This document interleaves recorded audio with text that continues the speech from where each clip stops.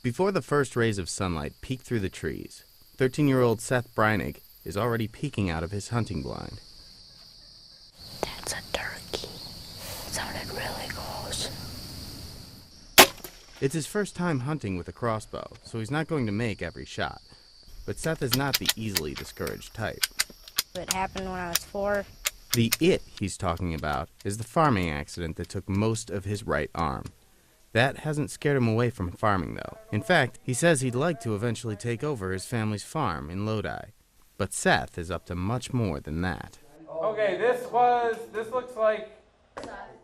He's also a defensive end for his middle school football team, where he has his coach, Mark Shira, a little puzzled. I'm here trying to figure out how I can help him to do something either in the shop or on the football field. And every time I approach him with an idea, he's one step ahead of you. He's already got it down.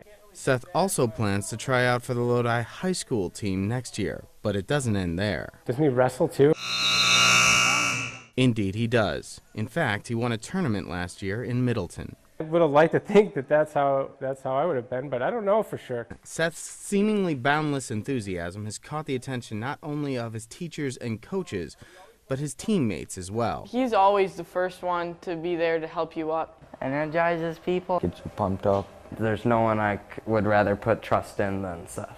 In everything he does, Seth never lets his injury define his limits, whether it's on the football field or out on the hunt.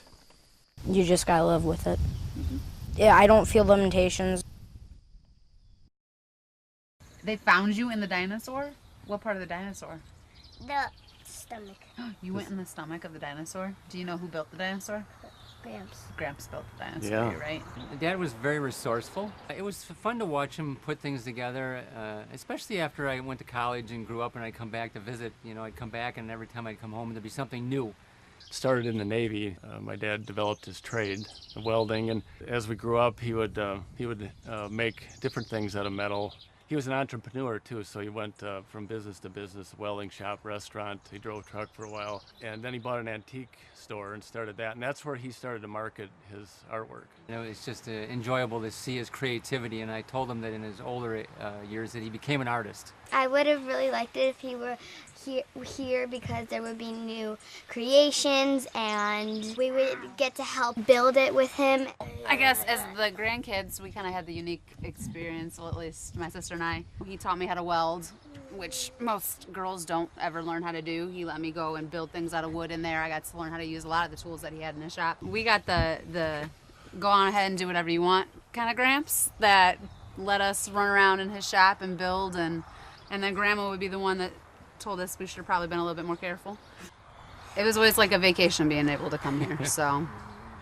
Here at O'Reilly and Conway's, well, we have our green beer, plenty of green beer, but they're also doing specials such as they have Reuben soup, they're doing shepherd's pie, they're doing Scotch eggs, everything you can really find to feed your St. Patty's Day craving. Hey guys, the competition's great. We are actually at the event that I think really separates the true Wisconsinites from all of the others. It's the state cow chip throw. Now I've got my cow chips here ready to go, and if you don't know what cow chips are, this is actually dried cow droppings, and I'm holding them in my bare hand. Sorry, Mom, I promise I've got some hand sanitizer back in the car. Now, I am a little sad that this is our last road trip of the summer, but, you know, I'm happy that we get to wrap things up, getting our hands nice and dirty here at the state cow chip throw. And speaking of unique donuts, well, I have a box here, right here. I don't know if you guys can see this, but I have a box full of donuts here. This is the maple bacon bar.